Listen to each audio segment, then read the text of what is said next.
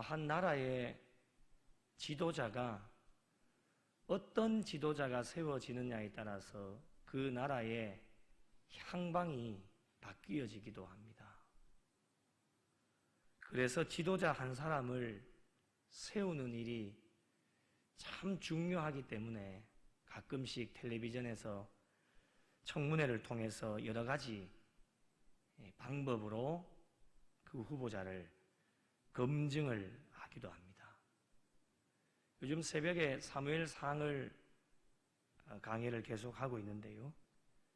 하나님께서 세우신 사무엘, 이 한 사람이 자신이 걸어온 그 삶의 길을 양심선언을 하고 있었던 내용을 보았는데요. 그 내용을 보면 참 훌륭하다라고 하는 것을 알게 되어집니다. 사무엘은 하나님께서 주신 사사의 직무를 성실하게 수행했던 사람입니다. 그리고 코람데오의 신앙으로 하나님과 사람들에게 칭찬받는 인물이었습니다. 마지막으로 한 가지는 하나님께서 증인이 되어주시는 삶을 살았다고 하는 겁니다. 오늘날 이 시대를 살아가고 있는 저와 여러분의 신앙의 삶이 사무엘의 신앙의 삶이 되어지면 얼마나 좋겠습니까? 사람들이 나를 보증해 주는 것, 나를 믿고 따라와 주는 것만 해도 굉장히 기분이 좋은 일인데, 하물며 전능하신 하나님께서 나를 믿고 증인이 되어주신다라고 하는 것은 믿는 자들에게 최고의 복이 아닐까 생각을 해보게 되어집니다. 하나님께서 나를 믿으시는 거예요. 나를 위해서 보증서 주신다고 하는 것이죠. 믿기 때문에. 그래서 어떠한 것이라도 하나님께서 나를 믿으시기 때문에 어떠한 것이라도 다 맡겨주시는 거예요.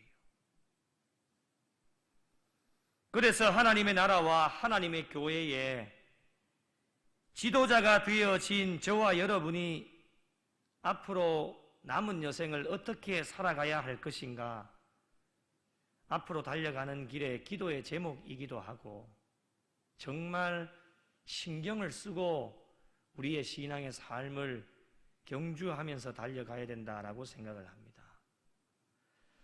오늘 본문을 통치자들아 이렇게 시작을 합니다.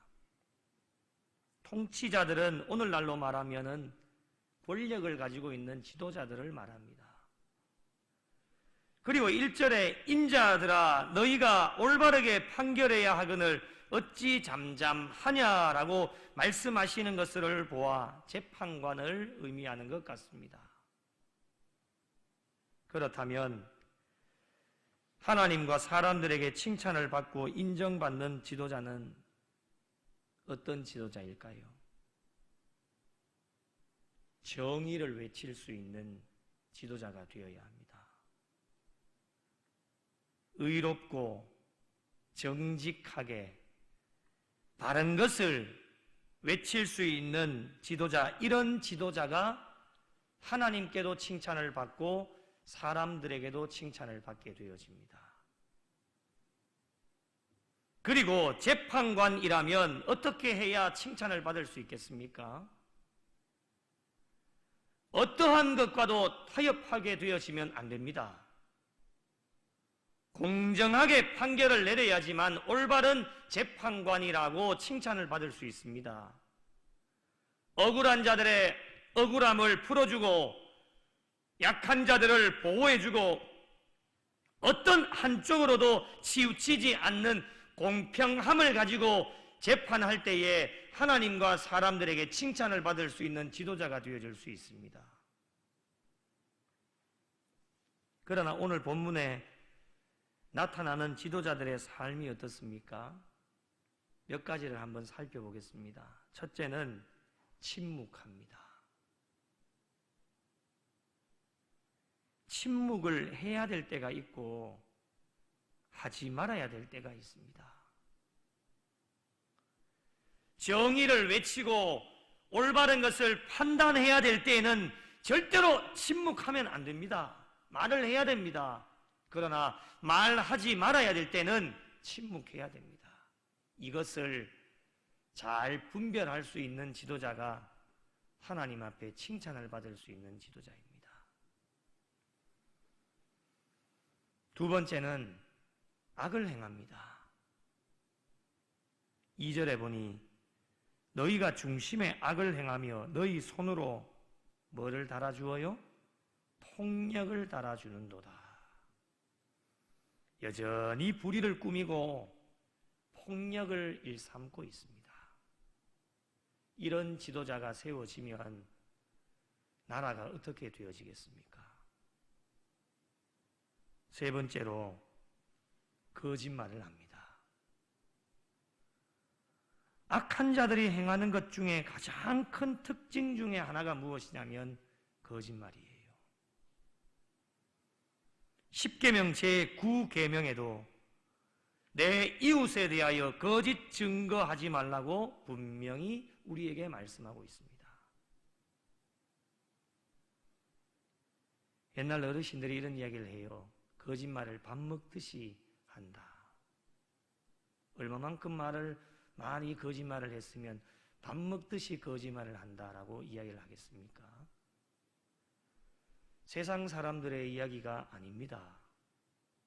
교회 안에 신앙생활을 하고 있는 사람들의 이야기예요. 입만 띄면 거짓말이에요. 10분도 안 되어서 그 거짓말이 들통나게 되어집니다. 평신도는 그렇게 하지 않습니다. 중직자들이 그렇게 합니다. 금방 드러날 거짓말을 입에 담고 그것을 많은 사람들에게 퍼뜨리고 교회 안에서 지금 일어나고 있는 일들입니다.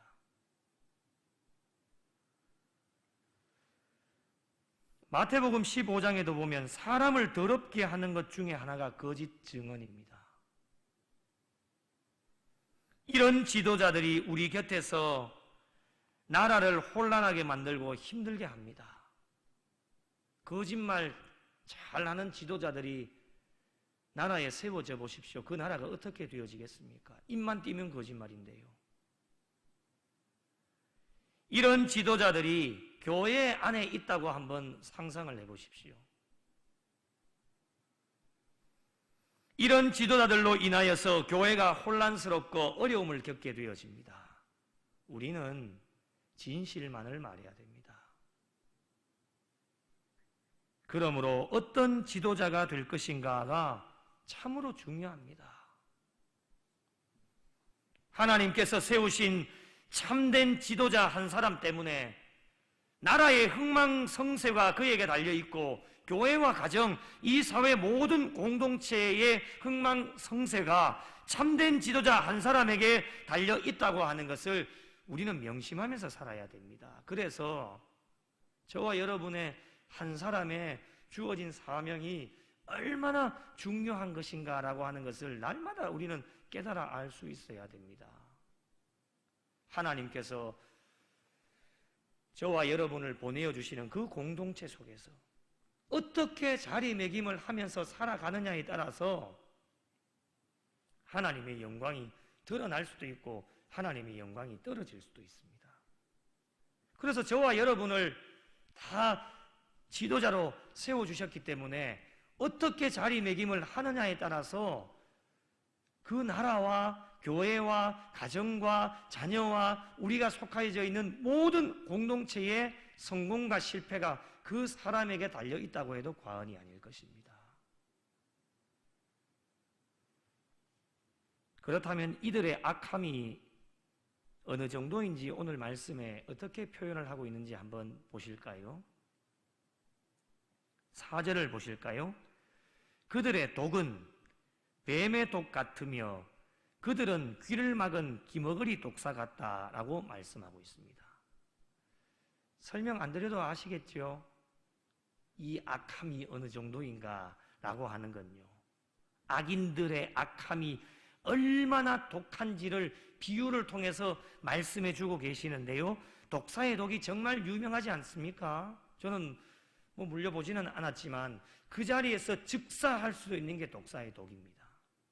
그만큼 치명적이라고 하는 것이죠. 이 악인들의 악함이 독사의 독 같다라고 하는 건 이 악인들의 악함이 그만큼 사람들에게 상처를 주고 치명적인 것이다라고 하는 것을 비유를 통해서 말씀을 하고 있습니다. 그리고 기머거리 독사 같다라고 말씀을 합니다. 말 그대로입니다. 귀를 막고 있는 겁니다. 귀를 막고 있기 때문에 어떠한 말씀도 듣지를 않습니다. 하나님 말씀은 물론이고요. 귀를 막고 있으니 하나님의 말씀이 들어가지를 않습니다. 그리고 함께 붙여주신 동역자들, 사람들의 충고도 듣지 아니하게 되어집니다. 왜요? 귀를 막고 있으니까요. 당신은 많이 이야기하세요. 나는 내 마음대로 할 거예요. 이것이 악인들의 악함이에요. 각자 소견이 옳은 대로 행하기 때문에 잠깐 동안에는 잘 되어진다 할지라도 성경이 가르쳐 주시는 진리, 우리가 잘 알고 있는 것처럼 악한 자들의 결국은 무엇이냐? 멸망입니다. 악한 자들이 그 악함이 아무리 강해도 독사의 독같이, 기머거리 독사같이 엄청나게 강해도 중요한 것은 하나님을 당해낼 자가 없다고 하는 것입니다. 그들의 결말은 반드시 멸망이기 때문에 하나님의 심판과 징계가 기다리고 있을 뿐입니다. 다른 것이 없어요. 다윗은 악인들의 결말을 알았기 때문에 본인이 해결하려고 하지 않습니다. 힘들고 어려운 상황을 시편의 말씀을 통하여서 하나님 앞에 그저 호소할 뿐이에요. 하나님, 이렇습니다. 악인들의 악함이 이 정도입니다. 그냥 하나님 앞에 호소하는 거예요. 탄식하면서 울부짖으면서 하나님 앞에 그냥 모든 것을 말씀을 드리는 거예요. 이 악인들의 악함이 강하기 때문에 본인이 해결하려고 절대로 하지 않습니다. 해결하려고 해도 해결이 되어지지 않습니다. 다시 한번 거듭 강조하는 것이지만요, 악인들의 마지막은 멸망입니다. 하나님의 심판과 징계가 반드시 있기 때문에 악인들 때문에 힘들어할 필요도 없고요, 악인들을 어떻게 해보려고 우리가 신경 쓸 필요도 없습니다. 모든 것을 하나님께 맡기고 나아가면 됩니다. 서두에도 잠깐 말씀드린 것처럼 예수를 믿으면서도 계속해서 악한 일을 저지르고 있는 사람들이 교회 안에 점점 늘어납니다. 그리스도 없는 그리스도인들이 점점 늘어나고 있어요. 이해가 되십니까, 여러분? 우리의 몸은 교회에 와 있는데 그 심령 가운데는 예수님이 안 계시는 거예요. 그리스도 없는 그리스도인, 이런 사람들이 점점 교회 안에 늘어나고 있다는 거예요. 그들은 거짓을 일삼고요, 독사의 독처럼 사람들에게 치명적으로 상처를 주고요, 그런 악한 일들을 저지르고 있는 지도자들이 교회 안에 엄청나게 지금 많아지고 있는 현실이라고 하는 거예요. 교회는 세상 사람들이 손가락질하고 세상 사람들 때문에 힘들어하는 것이 아니에요. 지금 세상 사람들이 뭐라고 얘기를 합니까? 물론 코로나19 때문에 교회 안에서 많은 확진자들이 생기다 보니 손가락질하고 이런 거는 어느 정도 이해는 합니다. 그러나 그들이 이 현장 가운데 와서 교회를 어지럽게 하고 혼란스럽게 하는 것이 절대 아니거든요. 교회를 어지럽게 하고 혼란스럽게 하는 사람들은 교회 안에서 그리스도 없는 그리스도인들이 악을 행하고 있기 때문에 정의를 외치지 않고 잠잠하게 되어지고 올바른 길로 가지 않고 거짓을 행하게 되어지고 악한 일을 일삼기 때문에 하나님께서 마음이 불편하신 거예요.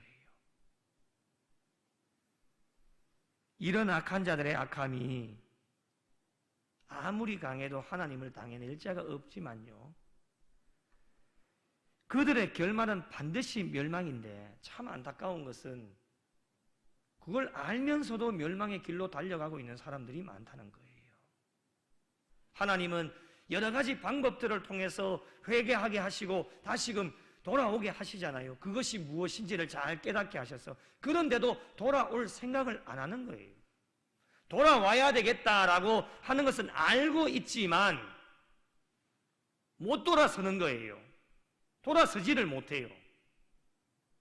그러다 보니 무감각해지고 말씀이 들어가도 깨달음도 없고 은혜가 없으니 계속해서 그냥 시간 가는 대로 물 흘러가는 대로 그냥 그저 그렇게 신앙생활 하다가 그 사람들의 결론은 뭐예요? 멸망이에요. 때늦은 후회를 해봤자 아무런 소용이 없다고 하는 것이죠. 그래서 우리는 그들을 위해서 기도할 뿐이죠. 우리가 뭐 바꾸려고 사람이 사람을 절대로 바꿀 수가 없습니다. 사람은 오직 하나님 한 분만이 바꾸실 수가 있기 때문에 우리는 안타까워하는 마음으로 그들을 위해서 눈물 흘리며 기도해주는 방법밖에 없어요. 다윗도 이것을 알았기 때문에 자신을 괴롭히고 힘들게 하는 이 악한 자들을 해결하려고 절대로 하지 않았어요. 그냥 하나님 앞에 엎드려서 침상에 엎드려서 눈물 흘리면서 하나님 앞에 그냥 호소하는 것, 그것이 다윗의 신앙이었습니다. 오늘날 우리의 신앙의 삶도 바로 이러한 신앙의 삶이 될 수 있어야 됩니다. 저와 여러분이 할 수 있는 것은 하나님께 호소하는 길밖에는 없습니다.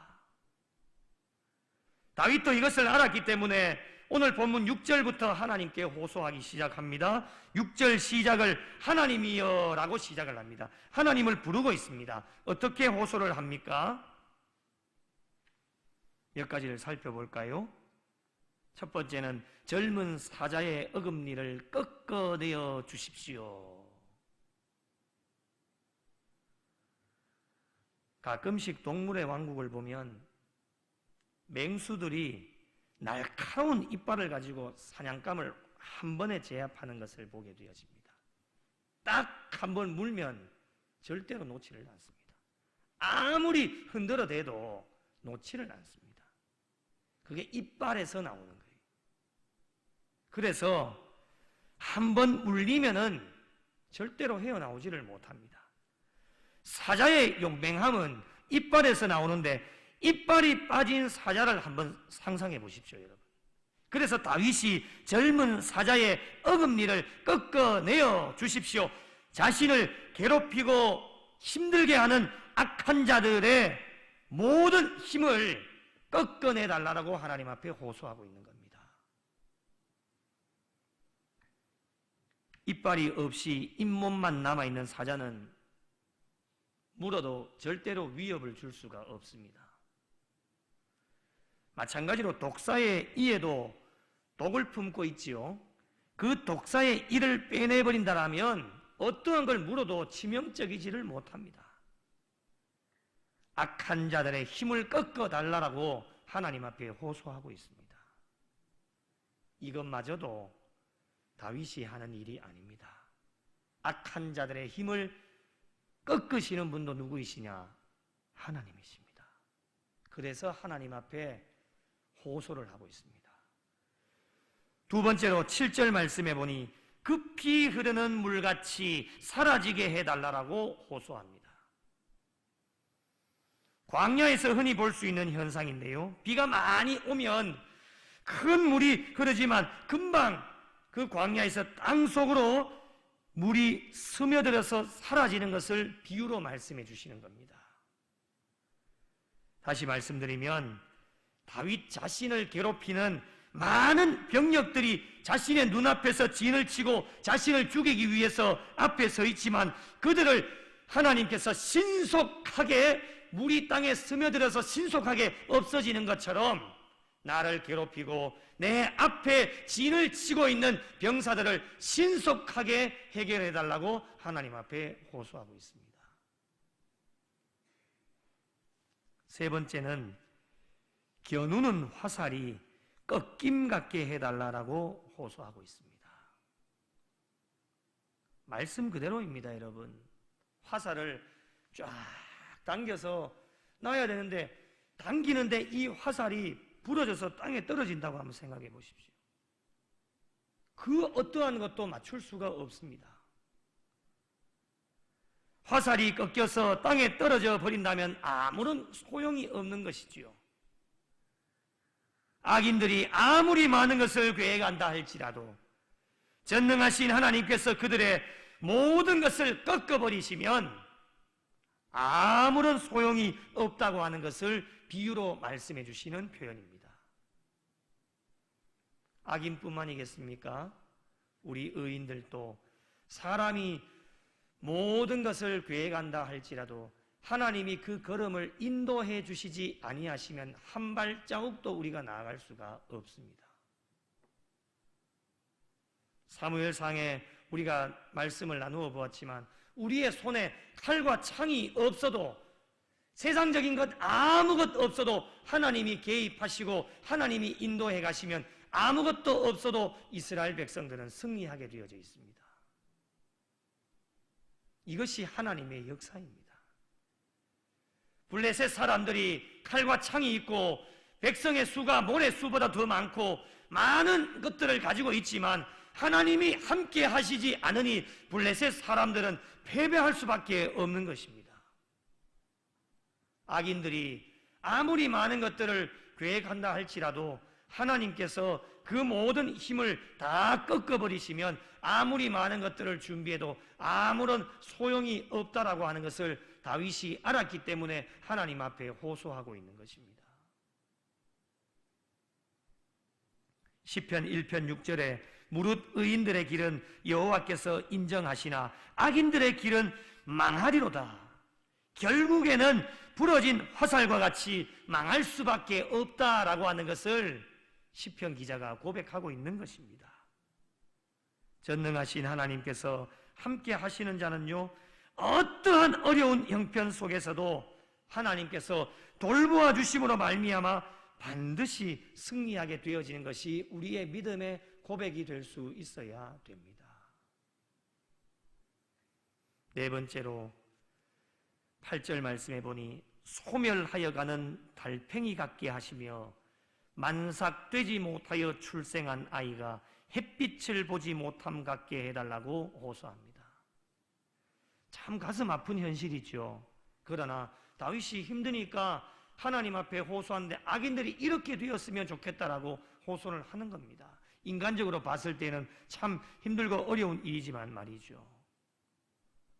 소멸하여 가는 달팽이를 주석해 보니까 달팽이가 껍질에서 몸을 내밀면 표면의 점액이 말라서 몸 전체가 녹아버리는 것을 말씀하고 있습니다.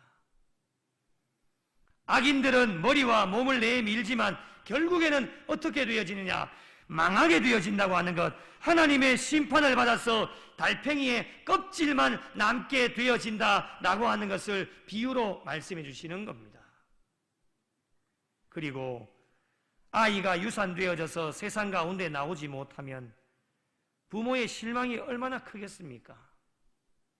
악인들의 기쁨은 잠시기에 열매를 맺지 못함을 비유로 말씀해 주시는 겁니다. 다섯 번째로 9절에 말씀해 보니 가시나무 불이 가마를 뜨겁게 하기 전에 생나무든지 불 붙는 나무든지 강한 바람으로 휩쓸려 가게 해달라고 호소를 하고 있습니다. 쉽게 말씀드리면 가마에 불을 붙여서 음식을 만들어서 먹으려고 했는데 강한 바람이 불어서 모든 것이 한꺼번에 그냥 뭐 생나무든지 불 붙는 나무든지 강한 바람이 불어서 그냥 한꺼번에 모든 것이 다 날아가 버리는 것을 의미하게 되어집니다. 쉽게 말씀드리면 아무런 소용이 없다고 하는 것입니다. 하나님께서 마음만 먹으시면 모든 것을 하실 수 있는 분이 우리가 믿고 있는 하나님이십니다. 이 세상의 악한 세력들 어떠한 것도 하나님이 개입하셔서 바람 한번 하고 불어버리시면 우리는 그냥 쓰러지고 넘어질 수밖에 없는 인간의 모습들입니다. 다윗은 이렇게 하실 수 있는 분이 하나님 한 분밖에 없음을 알았기 때문에 하나님 앞에 호소를 하고 있는 것이었습니다. 여러분, 우리가 모든 것 다 갖추지 못해도 하나님이 개입하시고 하나님이 하시고 전능하신 하나님께서 이끌어 가시면 우리는 모든 것이 다 부족해도 하나님만이 하실 수 있습니다 라고 하는 믿음 가지고 나가면 우리는 그 어떠한 것도 불가능이 없고 모든 것을 가능케 하시는 하나님의 은혜로 말미암아 우리는 반드시 승리하게 되어지는 것입니다. 이것이 믿음이에요, 믿음. 지금까지 다윗이 호소하는 악인들의 멸망에 대해서 한 5가지를 나누어 보았습니다. 종합해보면 분명한 사실 한 가지는 악인들이 아무리 치밀하게 모든 것들을 다 준비하고 그들의 힘이 막강하고 젊은 사자와 같이 용맹스럽고 독사의 독이 아무리 강해도 하나님께서는 그들을 한순간에 날려버리실 수 있다고 하는 그 강력한 힘이 바로 우리가 믿고 있는 하나님에게 있다고 하는 것을 우리가 믿음으로 고백한다면 우리의 신앙의 삶은 오직 하나님만 바라보고 하나님만 의지할 때에 우리는 어떠한 어려움 속에서도 승리하고 이길 수 있다고 하는 것이 다윗이 고백하는 신앙의 고백이었습니다. 이것을 믿는 자에게 주시는 은혜가 무엇일까요? 10절을 한번 보시면 좋겠습니다. 10절을 함께 읽겠습니다. 10절입니다. 함께 읽겠습니다. 시작.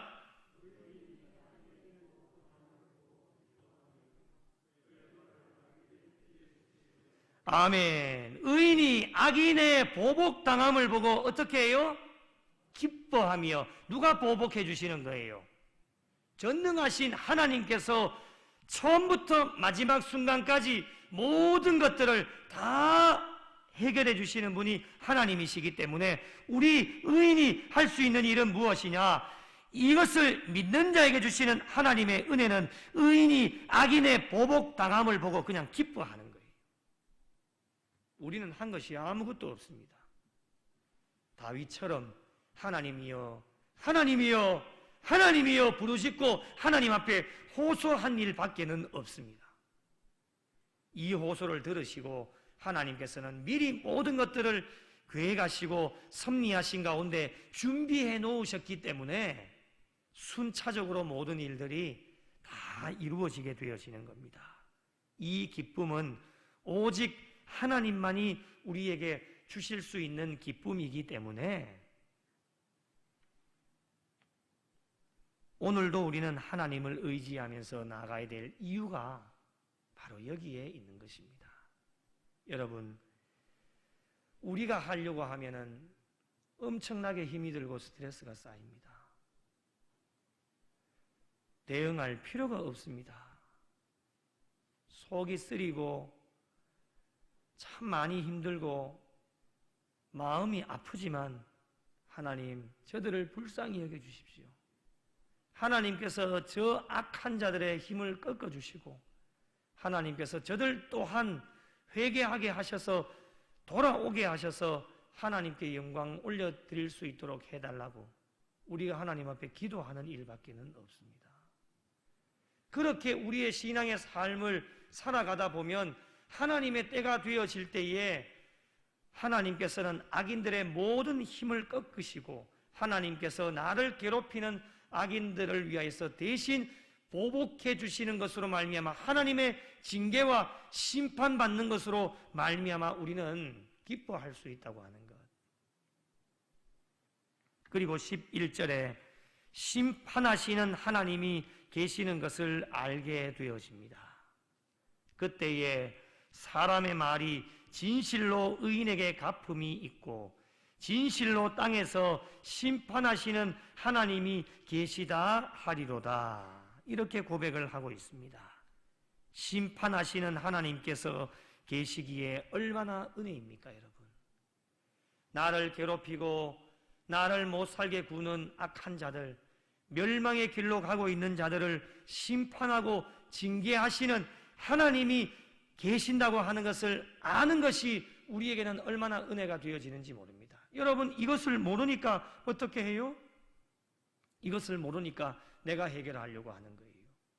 그러다 보면 내가 그동안 쌓았던 내 믿음과 신앙도 다 쏟아버리는 그런 일들을 범하게 되어지는 거예요. 그래서 하나님께 다 맡겨놓으면 악한 자들을 심판하고 보복해 주시는 하나님이 계신다라고 하는 그 사실을 아는 것만으로도 우리에게는 얼마나 은혜가 되어지는지 몰라요.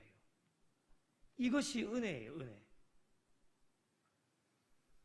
악인들의 악함, 우리 인간의 힘으로는 절대로 모든 걸 할 수가 없어요. 심판의 하나님께서 함께 하시기 때문에 모든 것을 심판해 주시고 정의와 공의로 판결해 주시고 의인들의 삶은 인정해 주시고 칭찬과 격려와 위로를 해 주시는 분이 하나님이십니다. 악한 자들에게는 보복을, 의인의 삶을 살아가는 자들에게는 잘했다 박수 쳐주시고 칭찬해 주시고 격려해 주시고 위로해 주시는 분이 하나님이십니다. 너 그동안 악한 자들의 괴롭힘과 힘들게 하는 것 때문에 굉장히 너 많이 힘들었지. 우리 주님이 위로해 주시는 거예요. 사랑하는 성도 여러분, 우리 모두를 하나님의 나라와 하나님의 교회에 지도자로 부르시고 세우시고 어제나 오늘이나 내일이나 귀한 사명을 우리에게 맡겨주십니다.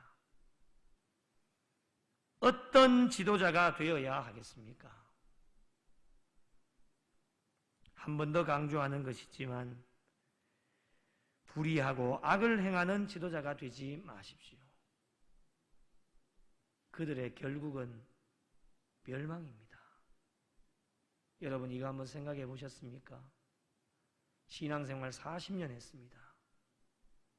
그 결국이 멸망입니다. 억울하지 않으십니까? 40년 신앙생활 달려왔는데 그 마지막이 멸망이에요. 우리에게는 이런 일이 일어나면 안 됩니다, 여러분. 그래서 우리의 믿음과 신앙생활에 불의와 악을 행하는 지도자가 되어져서는 절대로 안 됩니다. 물론 인간이다 보니 연약하고 부족하여서 죄를 지을 때도 있습니다. 그럴 때마다 다윗의 영성은 어디에서 나옵니까? 즉각적으로 하나님 앞에 엎드려 하나님, 내가 잘못했습니다. 회개하면서 하나님 앞에 자복하고 통회하는 심령으로 나아갔을 때에 하나님이 다윗을 용서해 주시고 너는 내 마음에 합한 자다라고 칭찬해 주셨습니다. 오늘날 우리의 신앙의 삶이 바로 이런 삶이 되어야 되지 않겠습니까? 의인은 없나니 하나도 없다고 했어요. 우리 모두는 알게 짓는지 모르게 짓는데 다 죄를 짓습니다. 완벽하지를 못합니다. 그러나 우리가 알면서도 불의하고 악한 일을 저지르는 지도자가 되어진다라면 하나님께서 얼마나 마음 아파하시고 너희들 그렇게 살라라고 하나밖에 없는 독생자들 예수 그리스도를 이 땅 가운데 보내주는 줄 아느냐. 하나님께서 탄식하시면서 성령님도 우리를 위해 기도하시지 않겠습니까? 정의와 공의를 외치며 선을 행하고 하나님과 사람들에게 칭찬받는 지도자가 되어야 합니다. 그러나 이 세상과 우리 주변에는 안타깝게도 불의한 지도자들이 너무 많습니다. 그들의 어떤 악함 속에서도 동요하지 마시고 우리의 믿음과 신앙이 흔들리지 않도록 우리의 믿음과 신앙을 잘 지켜나가는 것이 참으로 중요합니다.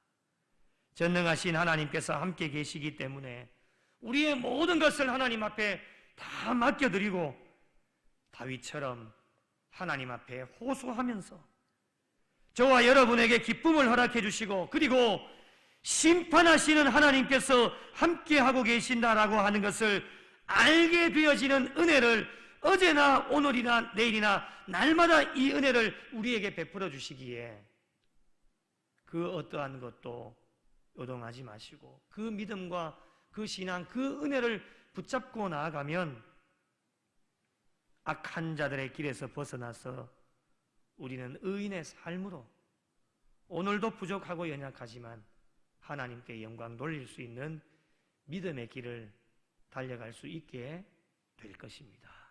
오늘부터 우리의 남은 여생 모든 불의하고 악한 자들의 길에서 다 벗어나고 모든 것들을 다 주님 앞에 내려놓고 정의와 공의를 외치고 선을 행하며 우리 모두 다가 합력해서 코람데오의 삶으로 하나님과 사람들 앞에서 칭찬받고 인정받는 믿음의 일꾼이 되어서 하나님 주신 사명 잘 감당하셔서 다윗보다도 더 훌륭한 믿음 소유해서 천국 가는 그날까지 신앙의 경주를 열심으로 달려가실 수 있는 우리 구미영락교회에 속한 모든 성도들이 되시기를 예수님의 이름으로 축원합니다.